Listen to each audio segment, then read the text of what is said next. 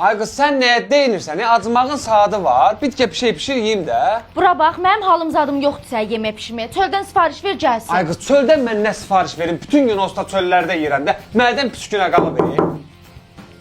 Allah xeyirləsin. Gecə vaxtı kimdir ki gəlin? Salam əleykum, axşamınız xeyir. Axşamınız xeyir. Bağışlayın gecə vaxtı narahat edirik. Biz su filtri şirkətindən gəlmişik. 5 dəqiqə vaxtınız ala bilərik. Ay qardaş, gecə saat 2-dir. 5 dəqiqəlik. İcazə ver, mən başa salım. Qardaş, öz bilirsiniz ki, sularda problem var. Biz də su filtrindən gəlmişik. Sizə su filtri lazımdırsa, biz bir dənə evə keçək, baxaq, sizin suyunuza da dəyişəri lazım olsa. İstədiyiniz zaman sizdə nə köp əmələ gələcək, qarında heç bir ağrı olmur. Ay xanım, ay qardaş. Bizdə neçə ildir su filtri var. Okean su filtrlərindən istifadə edirik. Neçə ildə də bir şikayətimiz olmayıb. Tərtəmiz su gəlir, sudan da tam gəlmir. Çaynikimiz, qəhvədanımız heç birisi də ərk bağlamır. Prosta mən acam. Gecə saat 2-də sizin mənim evimdə nə işiniz var? Heç nə də, dur gedək. Hə, yaxşı.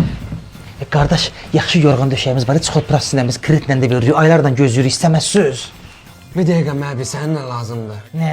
Gecə saat 2-də yemək bişirə bilən arvad. Arvad var. Xalam qızı var, yaşı 35-dən yuxarıda. Yaxşı yemək pişirə bilir. Sizi çağırım gəlsin, gecə yatmır. Belə salamatçılıqdır. Ay Allah, gəl. Dur az, dur get görüm.